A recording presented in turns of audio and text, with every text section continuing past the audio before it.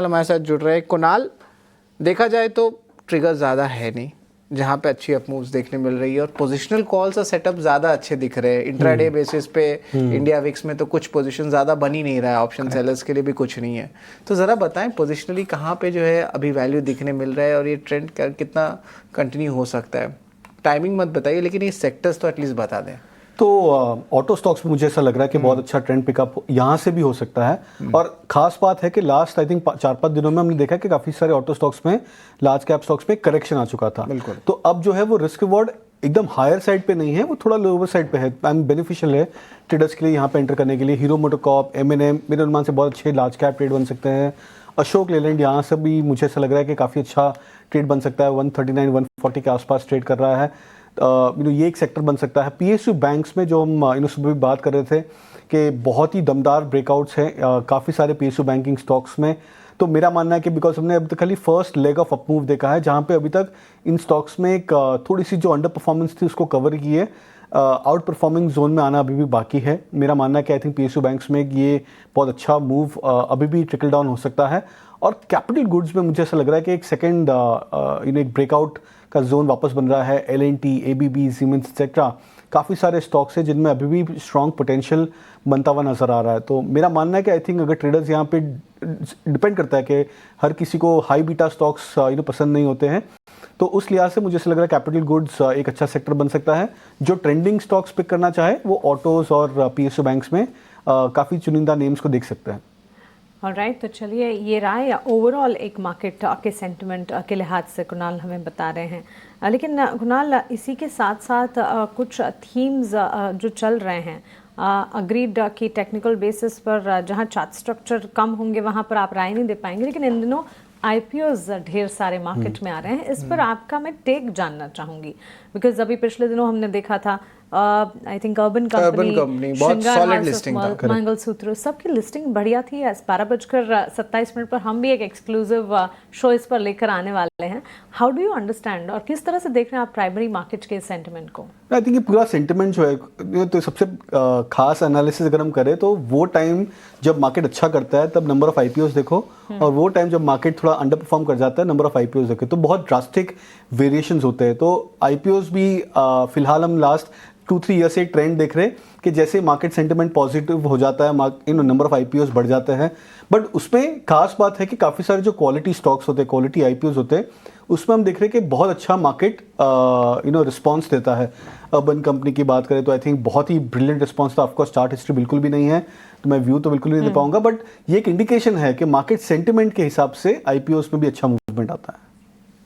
जी बिल्कुल। देखिए आज 6% ऊपर भी है, 50% ऊपर खुला था, तो देख सकते हैं कि अगर क्वालिटी कंपनीज है। और याद रखिए लिक्विडिटी पे भी एक सवाल आता है, क्योंकि अभी जो बाकी 3-4 महीने में बड़े बड़े IPOs आने वाले हैं, और अगर बाजार रेंज बाउंड रहता है तो पैसा जो है शिफ्ट तो IPO साइड में भी कर रहा है और FIs भी पोजीशनिंग ले रहे हैं। तो एक टाइप से लग रहा है कुणाल की जो स्मॉल कैप और मिड कैप एक रैली हम इतने दिन से वेट कर रहे हैं, शायद और वेट करना पड़े, थोड़ा वेट करना पड़ सकता है। लेकिन ये जो फंड्स है जो जल्दी सेकेंडरी मार्केट से प्राइमरी मार्केट में अगर जाते हैं, ये फिलहाल थैंक्स टू सेबी ये जो टाइम फ्रेम है वो बहुत रिस्ट्रिक्टेड हो गया है। पहले हम 10 दिन 15 दिन वेट करते थे फंड्स डिप्लॉय करने के बाद में, वापस से रिलीज होने के बाद में शेयर्स आते थे, सेल करते थे, तो वो प्रोसेस काफ़ी बड़ा था। अब वो बहुत शॉर्ट टर्म हो गया है। तो उस लिहाज से मुझे ऐसा लग रहा है कि इतना ज़्यादा लिक्विडिटी क्रंच होना नहीं चाहिए। बट जैसे मैंने कहा कि अगर मार्केट सेंटिमेंट पॉजिटिव हो जाता है तो इवेंचुअली आपके पास में अपॉर्चुनिटी होती है। अगर एक स्टॉक है जो आपको 20% दे सकता है गैप अप साइड में, बट उसमें अगर नंबर ऑफ शेयर्स आपको अलॉटमेंट कम मिले, और दूसरी साइड में हो सकता है कि ऐसे स्टॉक्स हो जहां पे आपको ट्रेंड मिल सकता है जो लिस्टेड मिड कैप स्टॉक्स में ऑलरेडी है सेकेंडरी मार्केट में, तो ट्रेडर्स की बैलेंस हो जाता है। बैलेंस हो जाता है। एब्सोल्युटली, ये interesting discussion. In fact Kunal, the reason to ask you for the same was because कल भी in fact if you remember India VIX में जो गिरावट थी तब हमने आपसे एक सजेशन एंड टेक लिया था, and quite interesting outcome. In fact आपने पिछले साल इस वक्त किस तरह की स्थिति थी और इस साल आज ऑफकोर्स इंडिया विक्स में वापस स्पाइक अप आ गए हैं, लेकिन ये कुछ खास कुछ ज़्यादा ही नहीं है। इतना बड़ा गिरावट का ट्रेंड कल हमने देखा, ऑलमोस्ट 2.5-3% डाउन था, 10 के नीचे चला गया था, और आज 3% के गेंस हैं। इतनी volatility India VIX, I mean volatility index में भी इतनी volatility.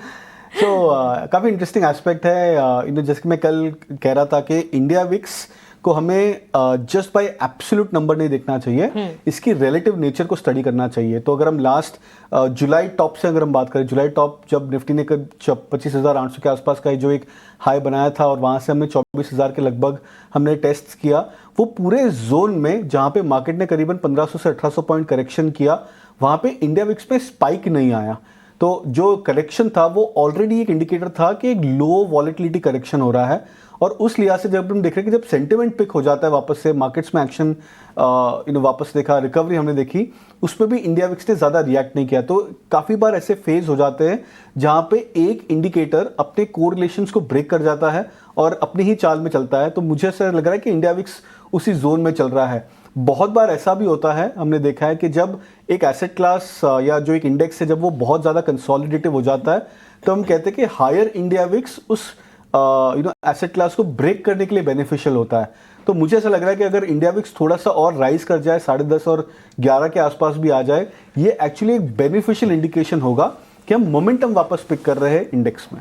Okay, US oil prices की अगर बात करें, एक डिप यहाँ पर देखने मिला है कुणाल, और $67 बैरल के आसपास ब्रेंट क्रूड कामकाज करता हुआ।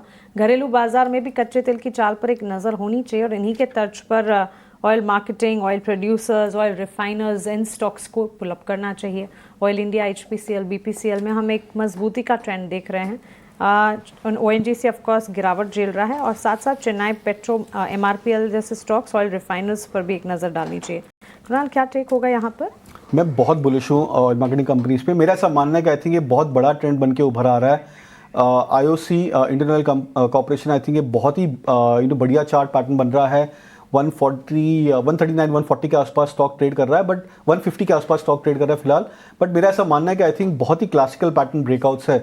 अगर हम लास्ट 6 मंथ्स 1 ईयर का चार्ट पैटर्न देखें तो लाइन चार्ट्स में हम देख रहे हैं कि फर्स्ट टाइम इन स्टॉक्स में cup and handle pattern breakout हो रहा है मंथली चार्ट्स में। तो ये एक बहुत बड़ा इंडिकेशन है कि हम यहाँ से आने वाले कुछ एक हफ्तों के लिए नहीं, कुछ एक महीनों के लिए, हो सकता है शायद 6-8 महीनों के लिए हम अप ट्रेंड देख सकते हैं इन सेक्टर्स में। चलिए, तो एब्सोल्यूट कन्विक्शन इन सेक्टर्स पर आता हुआ और IOC के चार्ट्स आकर्षक नजर आते हैं। इंडियन ऑयल कॉर्पोरेशन लिमिटेड के कुणाल बोथरा को 149-150 के लेवल्स के आसपास 1.25% की तेजी कमजोर बाजार में भी IOC में इस वक्त दर्ज हो रही है। कुणाल, बहुत शुक्रिया आपका हमारे साथ जुड़ने के लिए और बाजार पर इस वक्त मार्केट के इस वॉलेटाइल ट्रेंड्स में भी ट्रेंडिंग क्या कुछ है इस पर विस्तार से हमसे बातचीत करने के लिए। Thanks a lot. Thank you. तो चलिए इसी